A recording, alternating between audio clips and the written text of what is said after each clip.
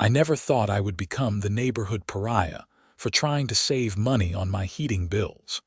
But that is exactly what happened when I installed an outdoor wood boiler on my property in rural Vermont. The whole thing started back in October 2023, when I moved into my modest three-bedroom ranch house in the small town of Bradford, Vermont. The place was perfect, nestled on 2 acres of land with plenty of maple and oak trees surrounding the property. I had just gone through a messy divorce, and this house represented a fresh start for me. Irving, a 42-year-old mechanical engineer who had spent the last 15 years working at a manufacturing plant in White River Junction. Vermont winters are brutal. Anyone who has lived through one knows that heating costs can absolutely destroy your budget from November through March. The previous winter, the old couple who owned my house before me had spent over $4,000 on heating oil. When I saw those records during the home inspection, I knew I needed a better solution. That is when I discovered outdoor wood boilers. These systems are incredibly efficient and allow you to heat your entire house and your water using wood as fuel.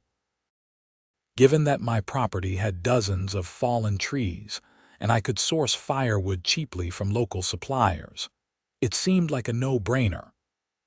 I did all my research, checked with the town zoning office, and confirmed that there were no municipal restrictions on outdoor wood boilers in Bradford. The unit I purchased was a central boiler E-Classic model, one of the most efficient and cleanest burning outdoor wood furnaces on the market. It cost me $8,000 installed, but I calculated it would pay for itself in less than 3 years given my heating cost savings. I had the system installed in early November 2023. The installation crew placed it about 70 feet from my house, well beyond the recommended minimum distance. The chimney stack was tall enough to disperse smoke properly, and the unit had all the EPA certifications required. I was thrilled. My first month using it, I spent maybe $200 on firewood compared to what would have been $600 or $700 on heating oil. Everything was perfect until December 15th. That morning, I was outside splitting wood when a white Lexus SUV pulled into my driveway. Out stepped a woman who looked to be in her mid-50s, wearing a Canada Goose jacket that probably cost more than my monthly mortgage payment. Her blonde hair was cut in that angular bob that seems to be the unofficial uniform of women who ask to speak to managers. She had on oversized sunglasses despite the overcast winter day. "Excuse me," she called out as she approached. "Are you the homeowner?" I set down my axe and walked over, pulling off my work gloves. "Yes, I am. Can I help you?" "I am Patricia Henderson, president of the Woodland Estates Homeowners Association. I need to speak with you about that." She pointed at my outdoor wood boiler with the kind of disgust usually reserved for discovering a dead animal. I felt my stomach drop. Homeowners Association. There was nothing about an HOA in any of my closing documents. Patricia smiled, but it did not reach her eyes. The HOA was established in January 2023, just before you purchased your home. All properties in this development are automatically enrolled. You should have received the covenant documents from your real estate attorney. I mentally cursed my lawyer, who had apparently missed this crucial detail. "Okay, well, what about my wood boiler?" "It is a violation of our community standards," Patricia said, pulling out a tablet from her designer purse. Section 12. Paragraph 4 of our covenants clearly states that all heating systems must be contained within the primary structure or be electrically or gas-powered. Outdoor wood boilers are specifically prohibited due to aesthetic concerns and potential air quality issues. Air quality issues. This is Vermont. Half the state heats with wood, and this unit is EPA certified. It burns cleaner than most indoor wood stoves." Patricia's smile turned condescending. "I understand you may not be familiar with HOA regulations, Mr. Irving, but these rules exist to protect property values for everyone in our community. I am going to need you to remove this unsightly contraption by January 1st, or you will face fines of $100 per day." January 1st? That is 2 weeks away and we are in the middle of winter.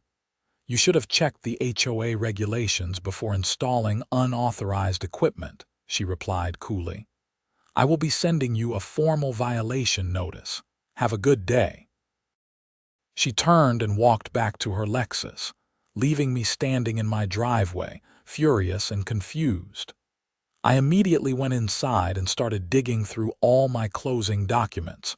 Sure enough, buried in a stack of papers I had signed, was a single page mentioning the Woodland Estates HOA.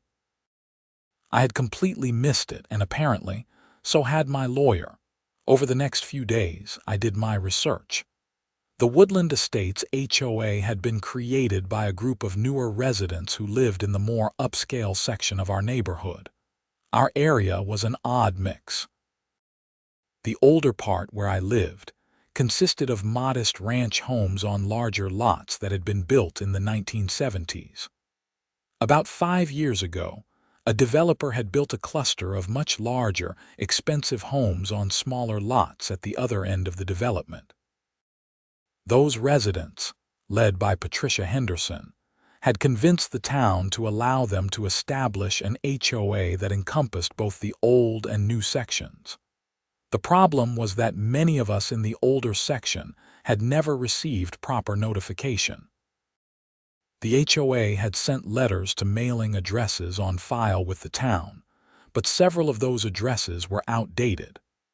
By the time people realized what had happened, the HOA was already established and had legal standing.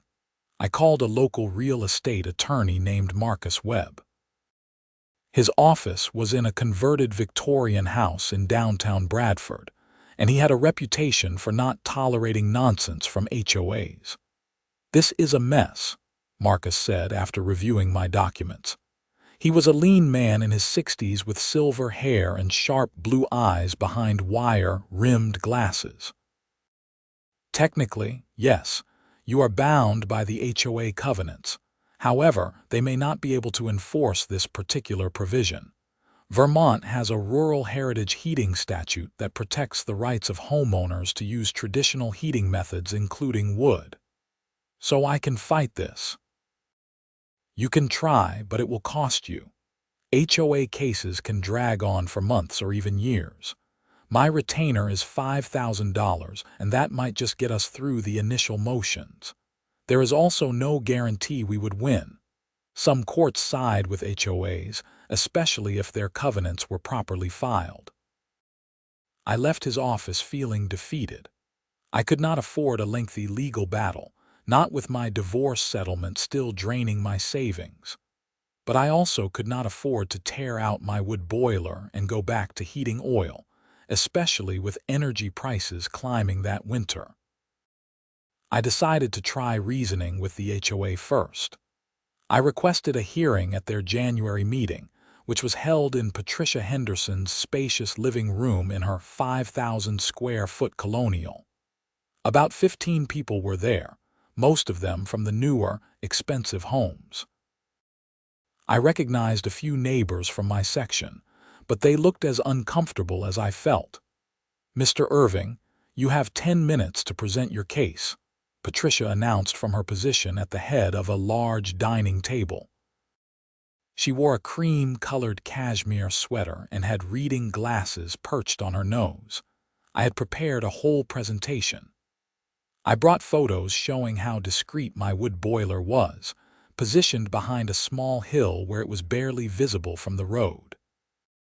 I had documentation showing it met all EPA standards and actually produced less particulate pollution than many indoor wood stoves. I showed calculations proving it was the most economical heating solution for my home. saving me potentially $3,000 per winter season. Furthermore, I concluded, Vermont state law specifically protects homeowners' rights to use wood as a heating source. The Rural Heritage Heating Statute prevents municipalities from banning wood heat. I believe that same protection should extend to HOA regulations. Patricia listened politely, making notes on a legal pad. When I finished, she looked around the table at the other board members. "Does anyone have questions for Mr. Irving?" A man named Donald Patterson spoke up. He was a retired investment banker who lived 3 houses down from Patricia. "What about the smoke? My wife has asthma, and she is concerned about air quality." "The unit is 70 feet from my house and over 300 feet from yours," I replied. "The chimney stack is 14 feet tall, which disperses the smoke well above the tree line. EPA-certified outdoor wood boilers produce minimal visible smoke when operated properly, which mine is." A woman named Susan Chen raised her hand next. "It is really about property values. These things look industrial and trashy.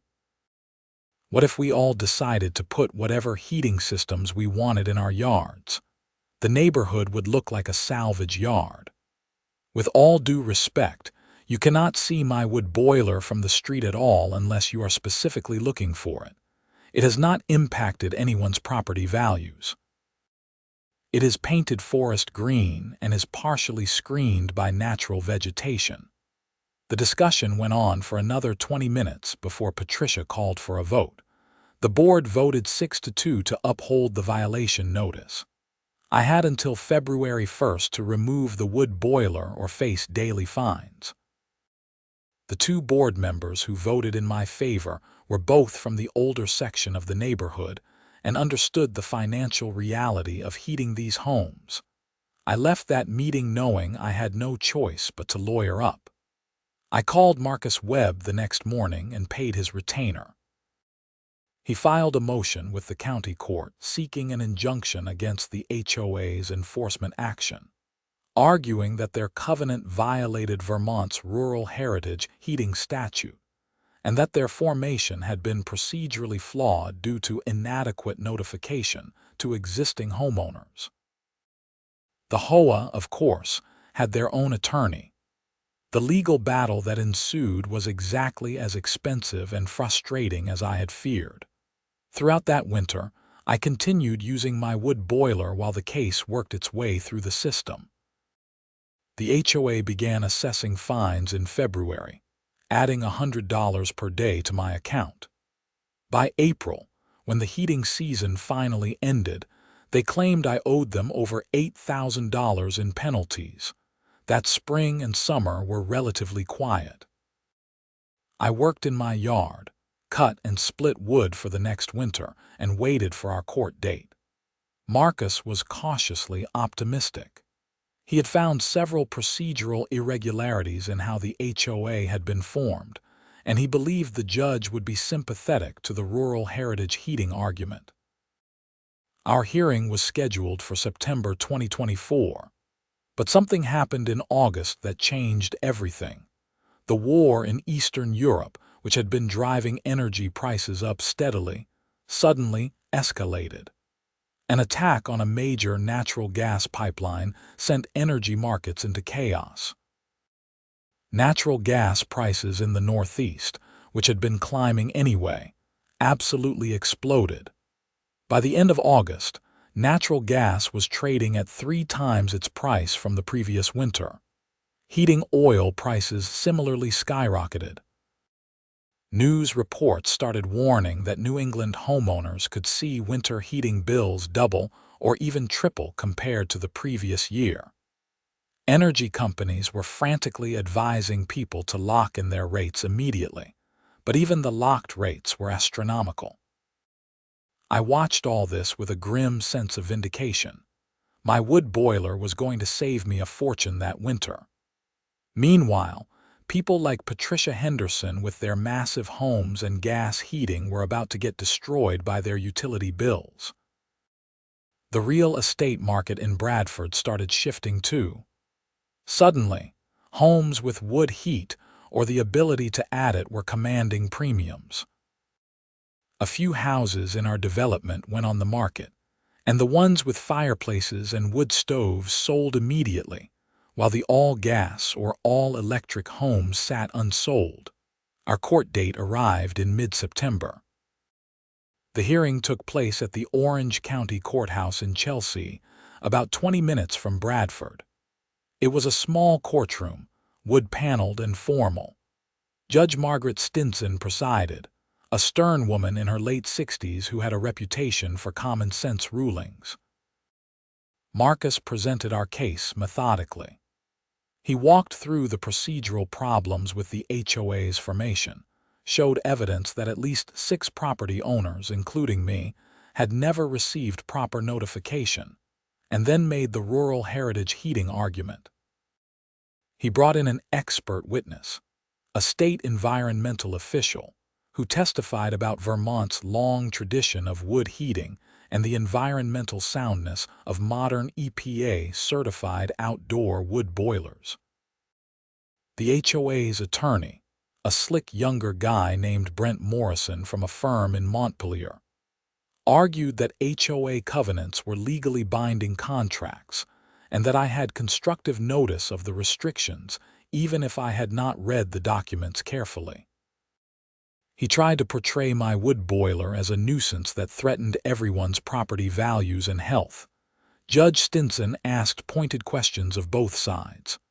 When Brent tried to argue that the wood boiler created a health hazard, she cut him off.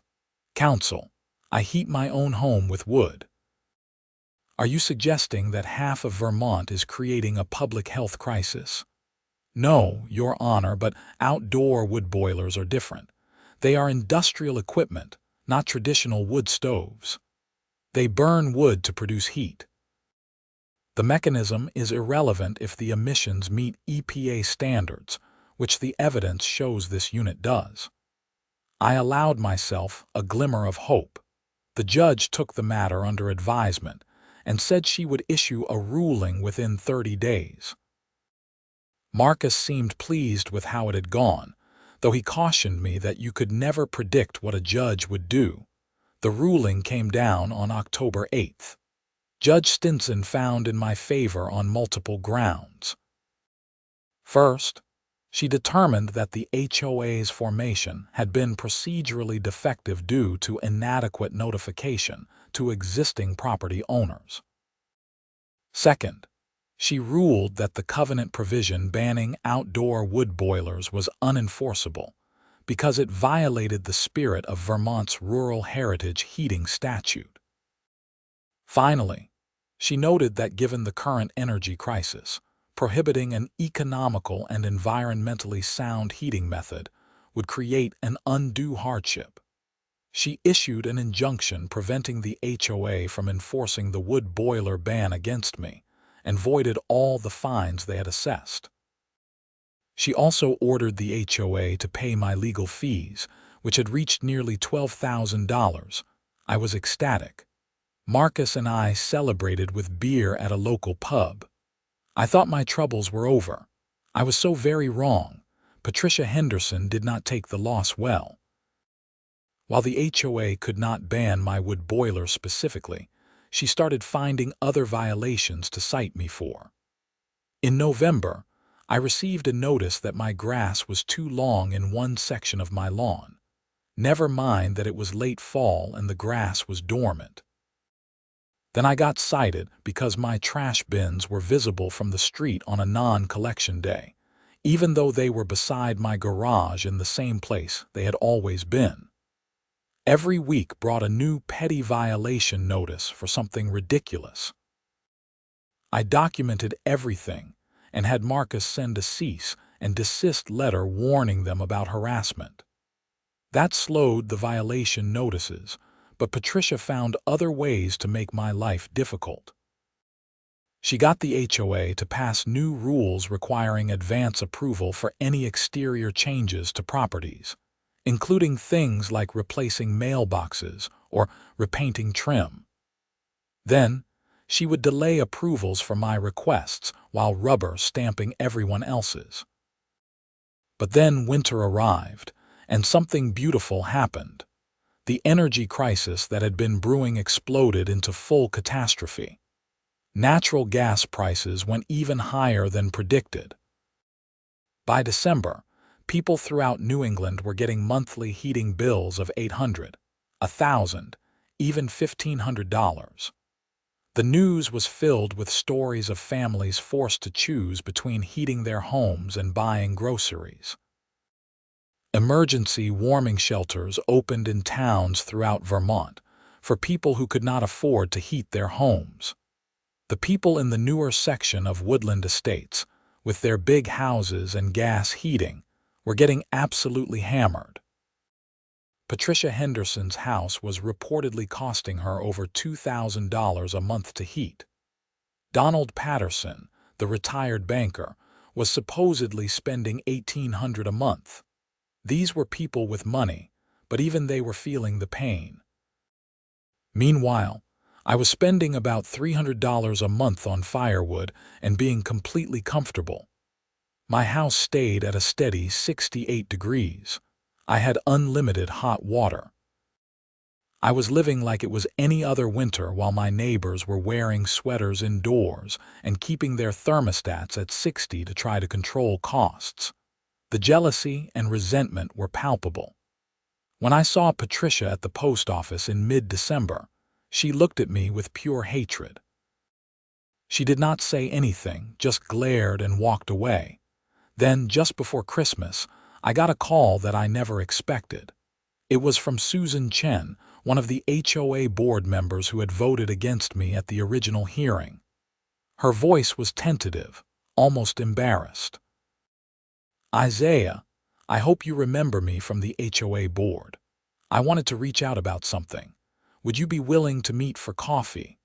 We met at a small cafe in Bradford the next day. Susan was in her early 40s, a physician who worked at the hospital in Lebanon, New Hampshire. She looked tired and stressed. "I am going to cut right to the chase," she said after we got our coffee. "I was wrong about your wood boiler. I voted to make you remove it because I was worried about property values and I trusted Patricia's judgment. But this winter has been a nightmare. My heating bills are killing me. I am spending over $1,000 a month to heat a house that's only 2,500 square feet. My husband and I are both professionals with good incomes, and we are struggling. I cannot imagine what people on fixed incomes are going through." "I appreciate you saying that," I said carefully, not sure where this was going. "I have been doing research on outdoor wood boilers. I want to install one, but Patricia is already threatening to fight it. She is saying that the judge's ruling only applied to you specifically because your unit was already installed, and that the HOA can still prevent new installations. That is probably not true. The judge ruled that the covenant provision itself was unenforceable. But Patricia will definitely make your life hell if you try." Susan nodded slowly. "Several of us have been talking. People are fed up with Patricia's petty tyranny, and now with these insane heating costs, there is a lot of interest in changing the HOA's direction. We are organizing a recall vote to remove Patricia and Donald and the others who have been running the board like their personal fiefdom. Would you be willing to help?"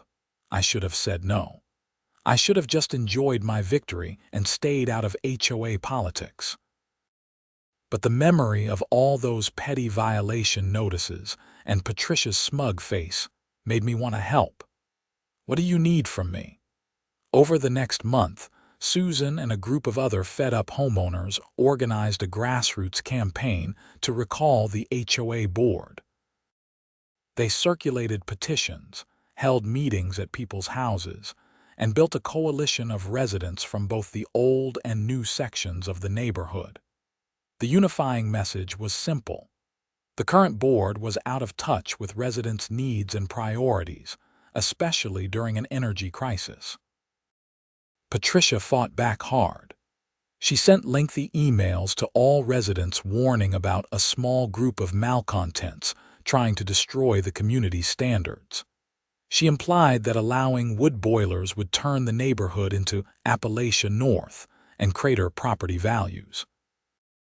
She even hired a property management consultant who wrote a report claiming that HOAs with strict architectural controls maintained values better than those without. But she was fighting against people's bank accounts, and that was a losing battle. When the special election was held in late January 2025, Patricia and her entire board were removed by a vote of 43 to 18. Susan Chen was elected the new HOA president, along with a completely new board that included 2 people from my section of the neighborhood. One of the new board's first acts was to revise the covenant to explicitly allow outdoor wood boilers, subject to reasonable restrictions on placement and EPA certification. They also created a more streamlined approval process for property modifications and eliminated most of the petty restrictions that Patricia had championed. I thought that would be the end of it. Patricia had been defeated. The HOA was under new management, and I could finally live in peace. But Patricia Henderson was not someone who accepted defeat gracefully. In early February, something strange started happening. I would come home from work to find my woodpile disturbed, logs scattered around. At first, I thought animals were getting into it, but then I noticed that someone had been trying to open the firebox door on my wood boiler. The lock showed scratch marks from an attempted forced entry. I installed a security camera pointed at the boiler. 3 nights later, it captured Patricia Henderson's white Lexus pulling up to my property at 2 in the morning. A figure got out, wearing dark clothes and a hat, and approached my wood boiler with what looked like a container in their hands. The camera's night vision was not great, but the figure was clearly feminine in build and moved in a way that seemed to match Patricia's gait. The person spent about 5 minutes near the wood boiler, then got back in the Lexus and drove away. I immediately called the police. The Bradford Police Department sent an officer named Sarah Mills to take my report. She watched the security footage with a grim expression. I cannot say for certain that is Patricia Henderson from this video, but it is definitely her vehicle. The license plate is clearly visible. Do you have any idea what she was doing? I have no idea, but I am worried she might be trying to sabotage my heating system. She has been furious since losing the HOA election. Officer Mills took a copy of the footage and said she would follow up with Patricia. I also had Marcus send Patricia a cease and desist letter warning her about trespassing and harassment. 2 days later, I woke up in a house that was freezing cold. The temperature inside was 45 degrees. My wood boiler had shut down completely during the night. I rushed outside to check it and found the problem immediately. Someone had poured some kind of thick, syrupy substance into the water system. The liquid was a reddish-brown color and had a chemical smell. It had gummed up the circulation pumps and clogged the heat exchanger lines. I was furious and immediately called the police again. Officer Mills came out with another officer, and they took samples of the contaminating substance. They also reviewed my security footage, but the camera had mysteriously stopped recording the night before, right around midnight. When I checked it, I found that someone had carefully repositioned it to point at the ground instead of at the wood boiler. They must have used a long pole or stick to move it without getting in frame. This is clearly intentional sabotage, Officer Mills said. The problem is proving who did it. We will test this substance and see if we can find any fingerprints on your camera, but without video evidence, it will be hard to charge anyone. It is Patricia Henderson. Who else would do this? I agree it is likely, but likely is not the same as proof. Let me talk to the district attorney about what our options are. The repair to my wood boiler cost $3,000. The contaminating substance, which turned out to be a mixture of sand and cooking oil, had damaged the circulation pumps and required a complete flush of the system. I had to run space heaters in my house for 3 days while the repairs were done, and my electricity bill that month was painful. I had had enough. Marcus and I filed a civil lawsuit against Patricia Henderson for property damage, harassment, and trespassing. We used the security footage showing her vehicle at my property in the middle of the night as evidence. We also documented all the petty violations she had cited me for after losing the court case, establishing a pattern of harassment. Patricia hired Brent Morrison again to defend her. He claimed that my lawsuit was frivolous, and that I could not prove Patricia had damaged my wood boiler. The fact that her vehicle had been at my property was irrelevant, he argued, because I could not prove she was the person driving it, or that she had done anything wrong during that visit. The case was frustrating and slow. We were scheduled for a hearing in April, but then something happened that changed everything again. In mid-March, Susan Chen called me sounding frantic. "Isaiah, you need to come to an emergency HOA meeting tonight. Something has happened, and we need to discuss it." The meeting was at the community clubhouse, a small building that the HOA maintained for events. When I arrived, I found about 30 residents gathered, many of them looking angry or upset. Susan called the meeting to order and explained the situation. "We have discovered that Patricia Henderson, during her time as HOA president, was embezzling money from the HOA's operating fund. Our accountant found irregularities during the annual audit and started investigating. It appears Patricia was writing checks to fake vendors for services that were never performed, then cashing those checks herself. The total amount stolen is approximately $47,000 over 2 years. The room erupted in angry chatter. Someone shouted, "How did nobody notice this?" Susan held up her hands for quiet. Patricia controlled all the financial records and told the board that everything was being handled. She was the only authorized signer on checks over a certain amount. By the time anyone thought to question things, she had a whole system in place. She created fake invoices from landscaping companies, snow removal services, and maintenance contractors. The invoices looked legitimate, and the board trusted her. "Have you called the police?" I asked.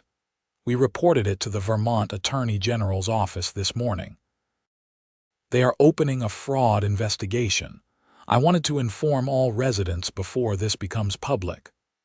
I sat back in my chair, stunned. Patricia had not just been a petty tyrant, she had been a criminal. The next few weeks were a whirlwind. The state's investigation into Patricia moved quickly. Detectives from the Attorney General's office seized her financial records and HOA documents. They discovered that the embezzlement was even more extensive than initially thought. Patricia had stolen over $60,000 from the HOA over a 2.5-year period. The evidence was damning. Patricia had created multiple fake vendor accounts and had been paying herself through them. She had even created a fake email address and phone number for one of the supposed vendors and had exchanged messages with herself to create a paper trail. She had underestimated modern forensic accounting, though. Once investigators started pulling bank records and tracing check deposits, the scheme fell apart quickly. Patricia Henderson was arrested on April 2, 2025. The charges included embezzlement, theft by deception, and forgery. Her bail was set at $50,000, which she paid, but the criminal case against her was solid. Her arrest made the local news. The story of an HOA president embezzling funds while harassing residents who defied her petty rules was too juicy to ignore. A reporter from the Valley News in Lebanon interviewed Susan Chen and several other residents. I declined to be interviewed, not wanting more attention, but Marcus advised me that the criminal case against Patricia would likely help our civil lawsuit. He was right. Once Patricia was facing criminal charges, her motivation to fight our civil case evaporated. In late April, Brent Morrison reached out to Marcus to discuss a settlement. Patricia wanted to resolve the civil matter to avoid more negative publicity before her criminal trial. We settled for $40,000, paid from Patricia's personal funds. It was far more than my actual damages, but Marcus argued convincingly that we had strong claims for punitive damages and emotional distress given the harassment campaign. Patricia also signed an agreement to never contact me or come onto my property again. The HOA itself recovered about $30,000 from Patricia through a separate civil action, though most of the embezzled money was gone, spent on Patricia's lifestyle. The rest would hopefully be recovered through the criminal restitution process. Patricia Henderson's criminal case went to trial in July 2025. I attended the trial, curious to see how it would unfold. The prosecution's case was methodical and thorough. They brought in forensic accountants who walked through every fraudulent transaction. They showed how Patricia had created the fake vendor accounts, forged invoices, and deposited HOA checks into her personal accounts. Patricia's defense was weak. Her attorney argued that there had been bookkeeping errors and misunderstandings, but he could not explain away the fake vendor accounts or the checks deposited into Patricia's personal bank accounts. Patricia did not testify in her own defense. The jury deliberated for less than 4 hours before returning guilty verdicts on all counts. The judge scheduled sentencing for September. At the sentencing hearing, Patricia's attorney pleaded for leniency. He talked about her previously clean record and her contributions to the community. He claimed she had been under financial stress due to her own divorce several years earlier and had made poor choices she deeply regretted. The prosecutor pushed for significant jail time, arguing that Patricia had abused a position of trust and had shown no remorse. He pointed out that even after being caught, she had continued to harass me, including likely sabotaging my property. Judge Stinson, the same judge who had ruled in my favor in the original HOA case, handled the sentencing. She looked at Patricia with obvious disappointment. "Mrs. Henderson, you held a position of trust in your community. Your neighbors relied on you to manage their funds responsibly. Instead, you stole from them to fund your lifestyle. Beyond that, the evidence suggests you engaged in a campaign of harassment against a resident who successfully challenged your authority. You damaged his property and made his life miserable simply because he dared to stand up to you. That kind of vindictive abuse of power deserves significant punishment."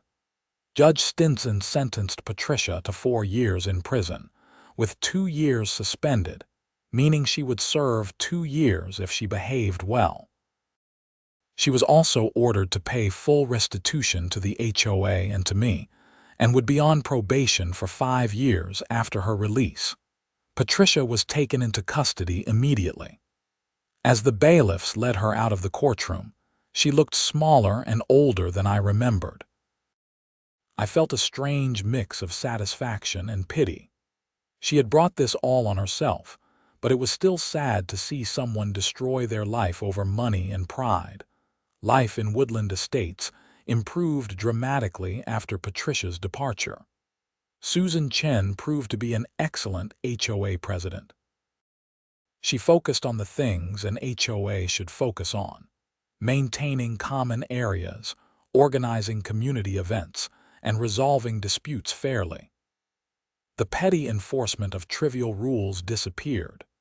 The energy crisis gradually eased throughout 2025. though heating costs never returned to their previous lows. Several more families in the neighborhood installed outdoor wood boilers. The HOA's revised covenants made the approval process simple as long as the units met EPA standards and were reasonably placed.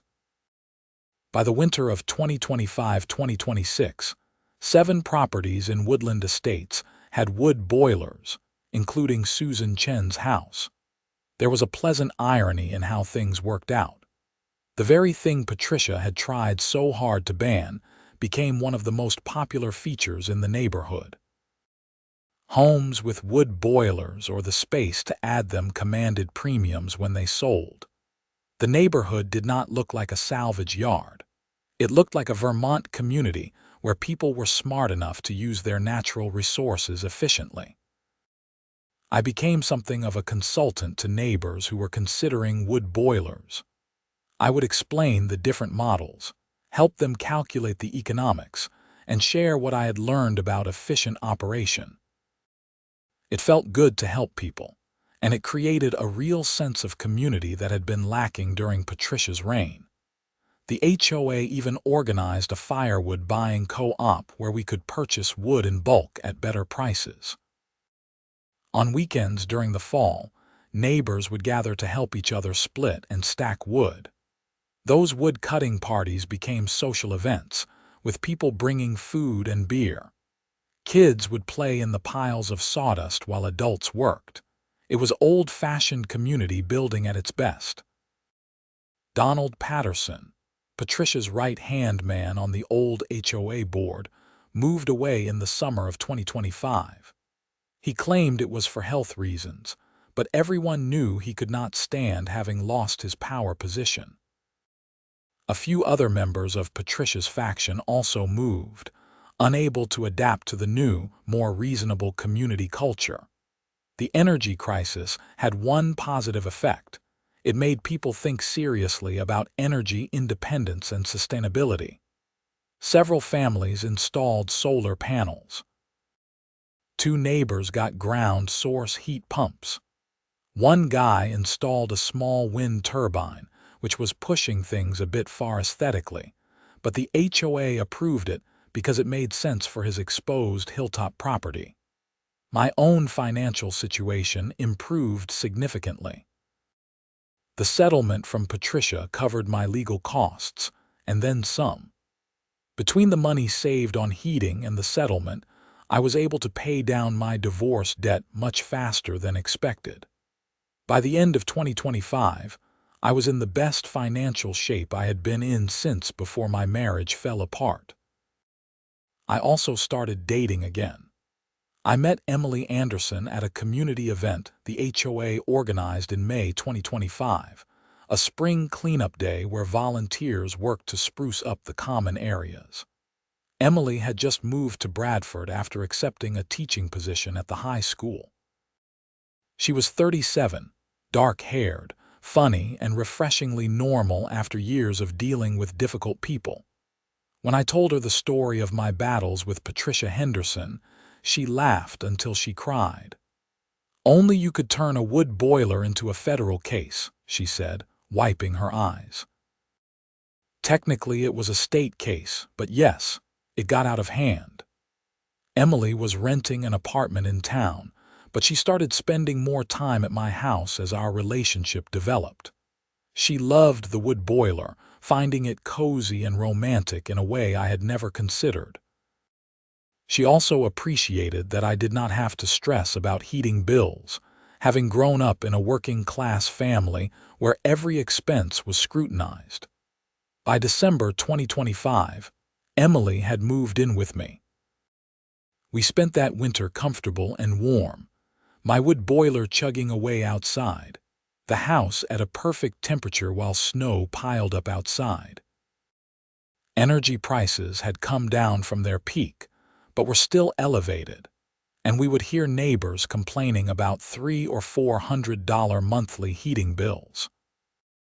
Meanwhile, I was spending maybe $250 a month on firewood, and most of that was because I was lazy about cutting wood from my own property.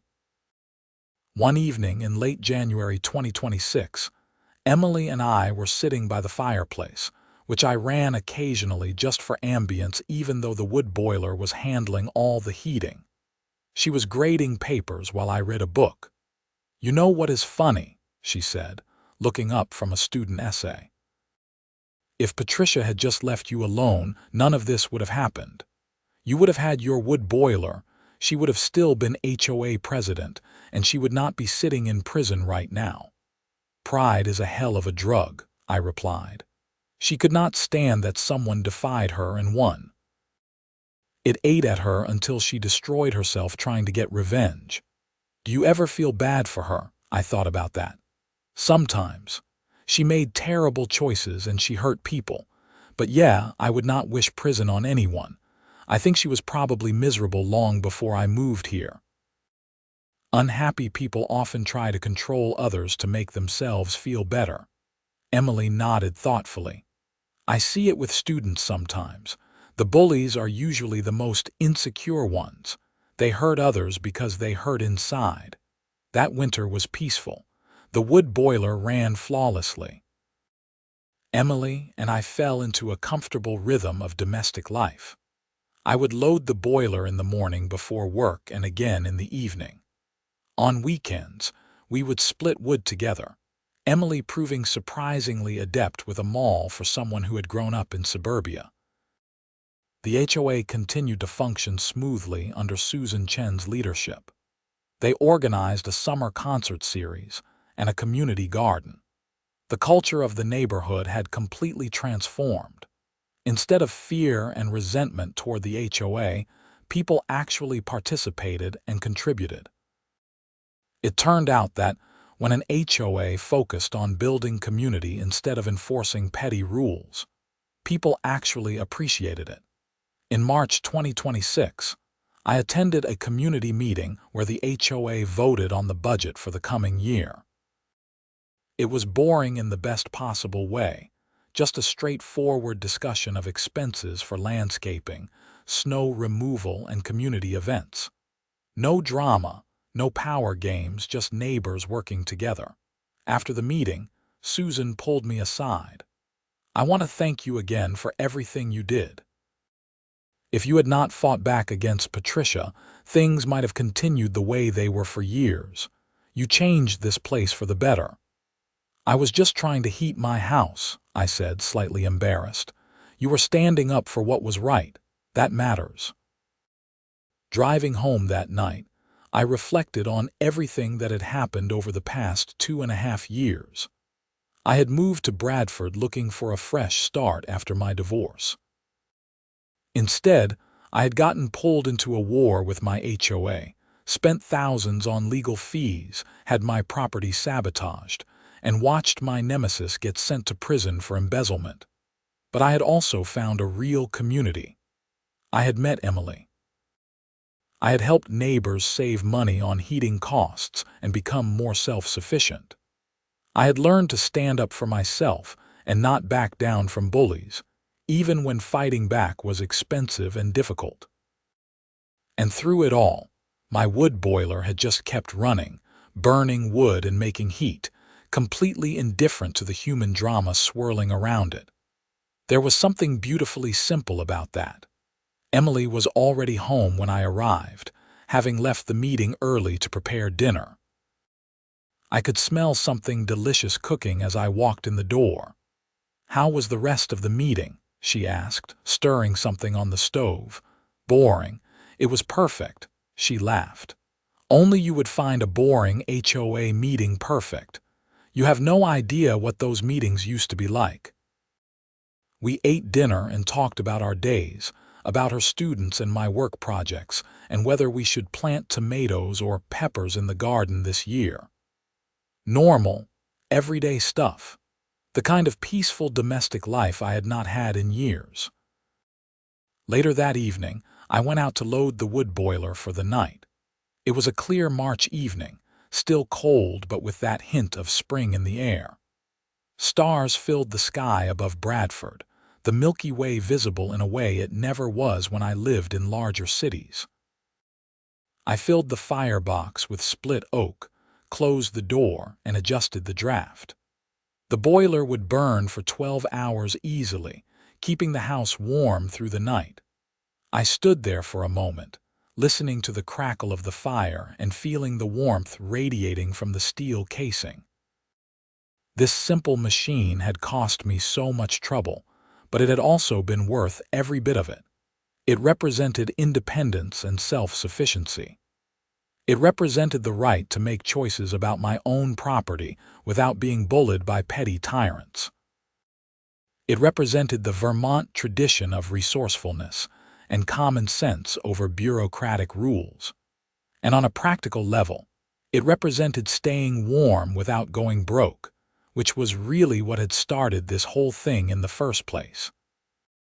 I walked back to the house, where Emily was waiting with a cup of hot chocolate. We settled onto the couch and she put her feet in my lap while we watched a movie. The house was perfectly warm, the heat from the wood boiler circulating quietly through the floors. Outside, my wood boiler kept burning, doing what it was designed to do, keeping us comfortable and independent. And inside, I was finally, truly home. The story of my battle with the Woodland Estates HOA became something of a legend in Bradford. People would sometimes point me out to newcomers. That is the guy who took on Patricia Henderson and won. I was never quite comfortable with the attention, but I understood why the story resonated. Most people have felt powerless against bureaucracy at some point. They have dealt with someone in a small position of power who abused that authority. My story was their story, just with a more dramatic ending than most. The settlement money from Patricia and the savings from my wood boiler allowed me to make some improvements to my property. I replaced the roof, which had been getting old. I upgraded my kitchen. I built a proper wood shed, a large 3-sided structure that could hold 3 years' worth of firewood if I really packed it in. Emily helped me design it, and we spent several weekends that summer building it together. It was painted the same forest green as my wood boiler, and it actually looked quite nice. By the fall of 2026, life had settled into a comfortable routine. Emily and I got engaged in October, planning a small wedding for the following summer. She had fully embraced Vermont life, learning to split wood, tap maple trees for syrup, and even took up hunting, though she never actually shot anything. She just liked the excuse to walk through the woods on crisp fall mornings. I occasionally thought about Patricia Henderson, locked away in the women's prison in Waterbury. I wondered if she had learned anything from her fall or if she spent her time bitter and resentful. I hoped for the former but suspected the latter. Some people never learn. The HOA continued to thrive under new leadership. Property values in Woodland Estates were actually up, despite Patricia's predictions that allowing wood boilers would crater the market. Turns out buyers valued energy independence and lower operating costs more than they valued conformity to arbitrary aesthetic standards. Other HOAs in the region started reaching out to Susan Chen for advice on governance. She became something of a reluctant expert on how to run an HOA that people did not hate. Her philosophy was simple: focus on legitimate community needs, minimize arbitrary rules, treat residents like adults, and above all, do not abuse your power. It should not have been revolutionary, but in the world of HOAs, apparently it was. As I write this in December 2026, I am sitting in my warm house, looking out at the snow falling outside. My wood boiler is running smoothly, having just passed its 3-year mark. Emily is in the kitchen making cookies, filling the house with the smell of sugar and cinnamon. We are planning our honeymoon and arguing cheerfully about whether to go somewhere warm or somewhere with good skiing. In 6 months, Patricia Henderson will be released from prison. I do not know what she will do then. I heard her house went into foreclosure and was sold to cover her debts. Her ex-husband apparently wants nothing to do with her. I doubt she will return to Bradford. There is nothing for her here anymore. I am not proud of taking pleasure in someone else's downfall, but I cannot pretend I am sorry about how things worked out. Patricia hurt people through her arrogance and vindictiveness. She stole from her neighbors. She tried to destroy me when I dared to challenge her. She earned her punishment, and the community is better off without her. My wood boiler continues to run, night and day through the winter, a constant source of warmth and independence. Every time I load it with wood, I am reminded of everything that happened. The stress, the legal battles, the sabotage, the eventual victory. And I am grateful for all of it because it brought me to where I am now. The house is warm. The woman I love is humming in the kitchen. The HOA is reasonable and functional. My heating bills are a fraction of what my neighbors pay. And I learned that standing up for what is right, even when it is difficult and expensive, is always worth it in the end. That outdoor wood boiler was the best $8,000 I ever spent, not because of the money it saved on heating, though that is significant, but because of everything it taught me about community, justice, and the importance of fighting back against bullies. Some battles are worth fighting, even when the odds seem stacked against you, and sometimes justice actually prevails. Sometimes the bad guys lose and go to prison. Sometimes the community comes together and fixes what is broken. Sometimes standing alone against the crowd is exactly the right thing to do. My wood boiler taught me all of that. Well, my wood boiler and Patricia Henderson's spectacular self-destruction. But mostly the wood boiler. Emily calls from the kitchen that the cookies are ready. I close my laptop and head in to join her. Outside, the snow continues to fall, and my wood boiler continues to burn, keeping us warm and reminding me that sometimes the simplest solutions are the best ones, no matter what the HOA says.